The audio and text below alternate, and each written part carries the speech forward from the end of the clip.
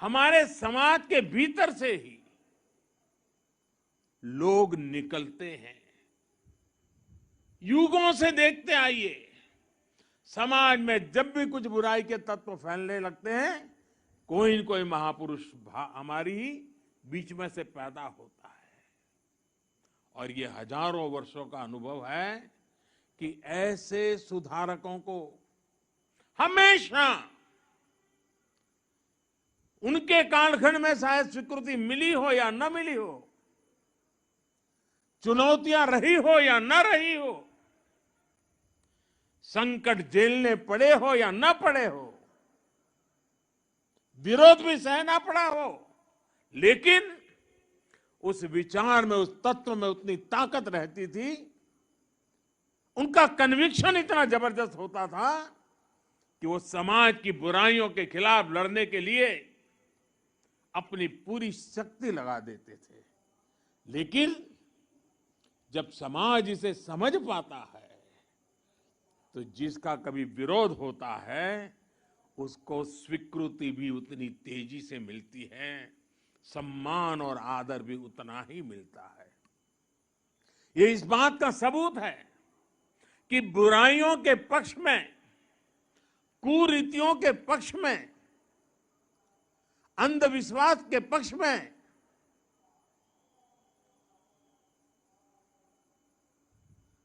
In general हमारे समाज में सोशल सैंक्शन नहीं होता है। जो बुराई से लड़ते हैं, जो समाज को सुधारते हैं, हमारे यहां उन्हें ही मान और सम्मान मिलता है। भाइयों और बहनों, आप सब लोग रामानुजाचार्य जी के जीवन के विभिन्न आयामों से परिचित है। वो समाज को सही दिशा देने के लिए अध्यात्म के संदेशों का भी प्रयोग करते थे और व्यावहारिक जीवन का भी। जाति के नाम पर जिनके साथ भेदभाव होता था, रामानुजाचार्य जी ने उन्हें नाम दिया थिरुकलथार, यानी लक्ष्मी जी के कुल में जन्म लेने वाला श्री कुल या देवीय जन। वो स्नान करके आते समय अपने शिष्य धनुर्दास के कंधे पर हाथ रखकर आते थे। ऐसा करके रामानुजाचार्य जी छुआछूत की बुराई को मिटाने का संकेत देते थे। यही वजह थी कि बाबा साहब आंबेडकर जैसे समानता के आधुनिक नायक भी रामानुजाचार्य जी की भरपूर प्रशंसा करते थे और समाज को भी कहते थे कि अगर सीखना है तो रामानुजाचार्य जी की शिक्षा से सीखो। और इसलिए आज रामानुजाचार्य जी की विशाल मूर्ति स्टैच्यू ऑफ इक्वालिटी इसके रूप में समानता का संदेश दे रही है। इसी संदेश को लेकर आज देश सबका साथ, सबका विकास, सबका विश्वास और सबका प्रयास के मंत्र के साथ अपने नए भविष्य की नींव रख रहा है। विकास हो, सबका हो, बिना भेदभाव हो। सामाजिक न्याय सबको मिले, बिना भेदभाव मिले। जिन्हें सदियों तक प्रताड़ित किया गया, वो पूरी गरिमा के साथ विकास के भागीदार बने। इसके लिए आज का बदलता हुआ भारत एकजुट प्रयास कर रहा है। आज सरकार जो योजनाएं चला रही है, उनका बहुत बड़ा लाभ हमारे दलित पिछड़े भाई बहनों को हो रहा है। चाहे पक्के घर देना हो या फिर उज्ज्वला का मुफ्त कनेक्शन, गैस कनेक्शन, चाहे 5 लाख रुपए तक मुफ्त इलाज की सुविधा हो या फिर बिजली का मुफ्त कनेक्शन, चाहे जनधन बैंक खाते खोलना हो या फिर स्वच्छ भारत अभियान के तहत करोड़ों शौचालयों का निर्माण करना हो, ऐसी योजनाओं ने दलित, पिछड़े, गरीब, शोषित, वंचित सभी का भला किया है। बिना भेदभाव सबको सशक्त किया है। साथियों, रामानुजाचार्य जी कहते थे, उरिय गल्लुकुल वेड़मिल्ले, अर्थात सभी जीव समान है। वो ब्रह्म और जीव की एकता की बात ही करके रुकते थे, ऐसा नहीं थे। वो वेदांत के इस सूत्र को स्वयं भी जीते थे। उनके लिए स्वयं में और दूसरों में कोई भेद नहीं था। यहां तक कि उन्हें अपने कल्याण से ज्यादा जीव के कल्याण की चिंता थी। उनके गुरु ने कितने ही प्रयासों के बाद जब उन्हें ज्ञान दिया तो उसे गुप्त रखने के लिए कहा, क्योंकि वो गुरु मंत्र उनके कल्याण का मंत्र था। उन्होंने साधना की थी, तपस्या की थी, जीवन समर्पित किया था और इसलिए ये गुरु मंत्र मिला था। लेकिन रामानुजाचार्य जी की सोच अलग थी। रामानुजाचार्य जी ने कहा, पतिश्चे एक एवाहम, पतिश्चे एक एवाहम, नरके गुरु पातकात्, सर्वे गच्छन्तु भवताम कृपया परमं पदम। यानी मैं अकेला नरक जाऊं तो भी कोई बात नहीं, लेकिन बाकी सबका कल्याण होना चाहिए। इसके बाद उन्होंने मंदिर के शिखर पर चढ़कर हर नारी को वो मंत्र सुनाया, हर नर को वो मंत्र सुनाया जो उनके गुरु ने उन्हें उनके कल्याण के लिए दिया था। समानता का ऐसा अमृत रामानुजाचार्य जी जैसा कोई महापुरुष ही निकाल सकता था, जिसने वेद वेदांत का वास्तविक दर्शन किया हो। साथियों, रामानुजाचार्य जी भारत की एकता, भारत की अखंडता का भी एक प्रदीप्त प्रेरणा है। उनका जन्म दक्षिण में हुआ, लेकिन उनका प्रभाव दक्षिण से उत्तर और पूरब से पश्चिम तक पूरे भारत पर है। अन्नामाचार्य जी ने तेलुगु में उनकी प्रशंसा की है। कनकदास जी ने कन्नड़ भाषा में रामानुजाचार्य जी की महिमा गाई है। गुजरात और राजस्थान में अगर आप जाएंगे तो वहां भी अनेक संतों के उपदेशों में रामानुजाचार्य जी के विचारों की सुगंध में महसूस होती है। और उत्तर में रामानंदीय परंपरा के गोस्वामी तुलसीदास जी से लेकर कबीरदास तक हर महान संत के लिए रामानुजाचार्य परम गुरु है।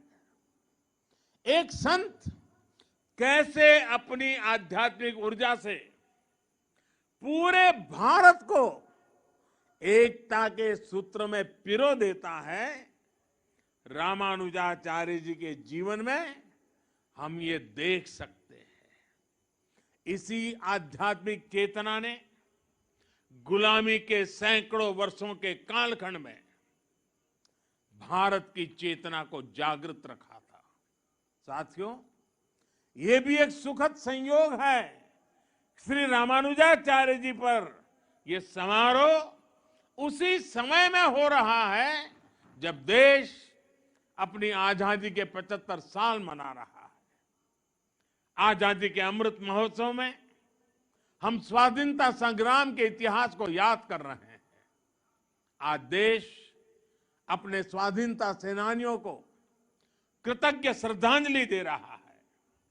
अपने इतिहास से हम अपने भविष्य के लिए प्रेरणा ले रहे हैं, ऊर्जा ले रहे हैं। इसलिए अमृत महोत्सव का यह आयोजन आजादी की लड़ाई के साथ साथ हजारों सालों की भारत की विरासत को भी समेटे हुए हैं। हम जानते हैं भारत का स्वाधीनता संग्राम केवल अपनी सत्ता और अपने अधिकारों की लड़ाई भर नहीं था। इस लड़ाई में एक तरफ अपनी वैश्विक मानसिकता थी तो दूसरी तरफ जियो और जीने दो का विचार था।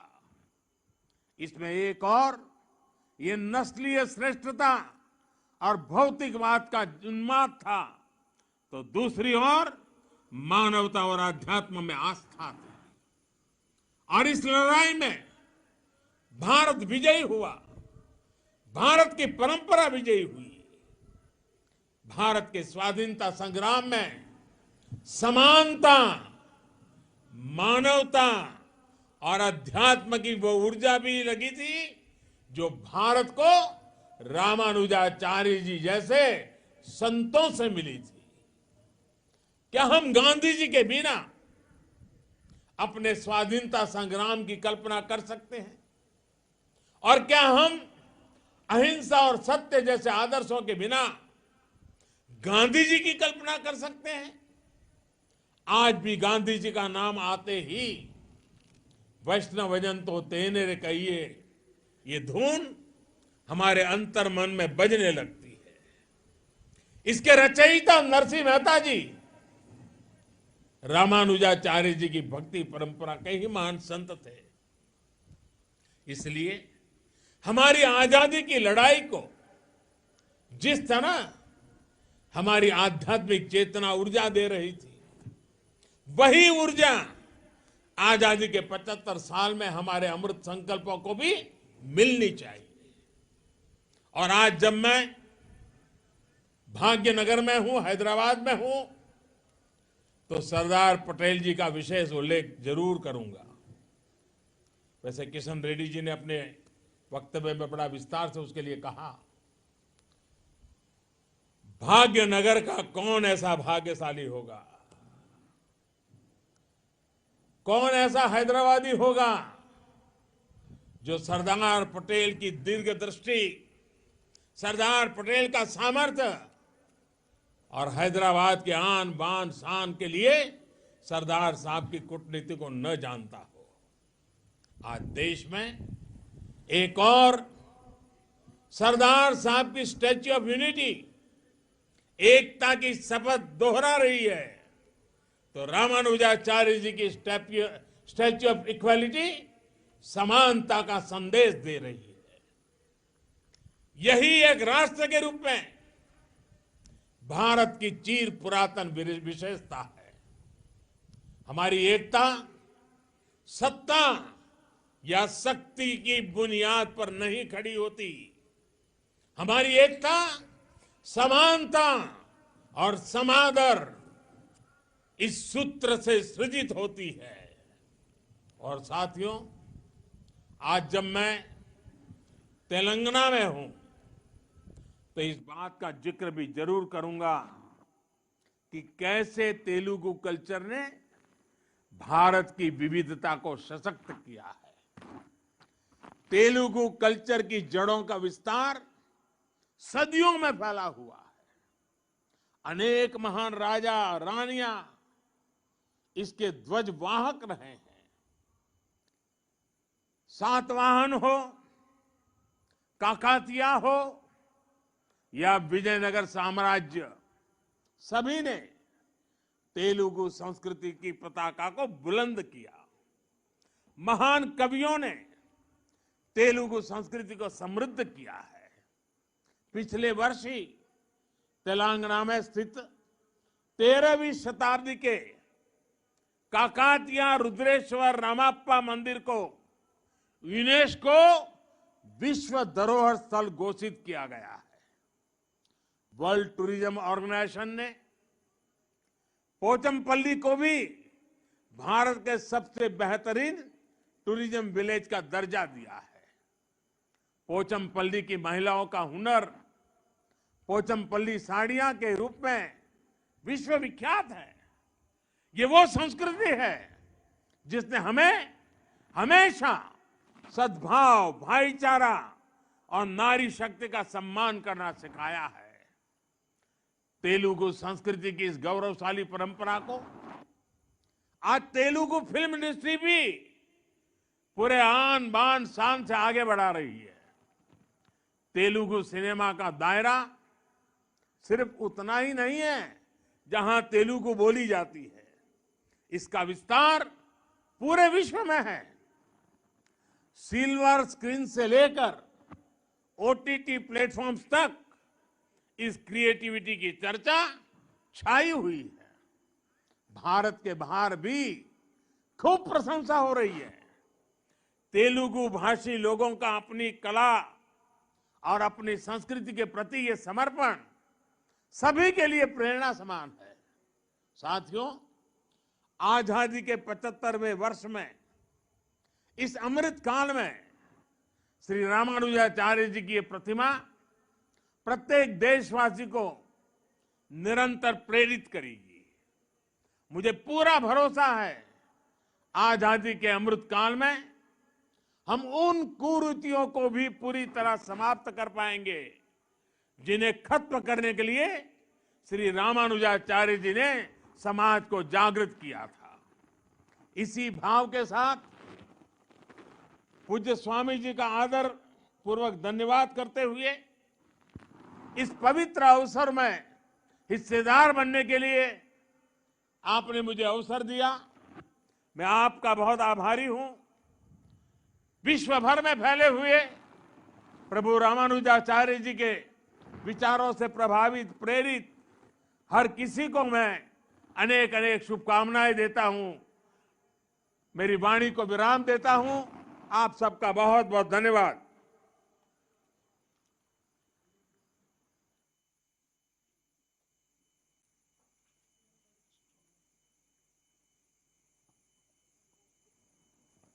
जय श्रीमन नारायण। माननीय प्रधानमंत्री महोदय, रामानुजाचार्य स्वामी जी महाराज की प्रेरणा और उनका संदेश जगत को कैसा आगे बढ़ने के लिए और विश्व मानव सौभ्रातृत्व के लिए किस प्रकार रास्ता खुले हैं, इसके बारे में आपका ये संदेश बहुत ही प्रेरणात्मक है और सबको मार्गदर्शक भी है, जिसके लिए हम ये सहस्राब्दी महोत्सव समिति के द्वारा बहुत बहुत आभार प्रकट करते हैं। हम सब चाहते हैं जैसे आप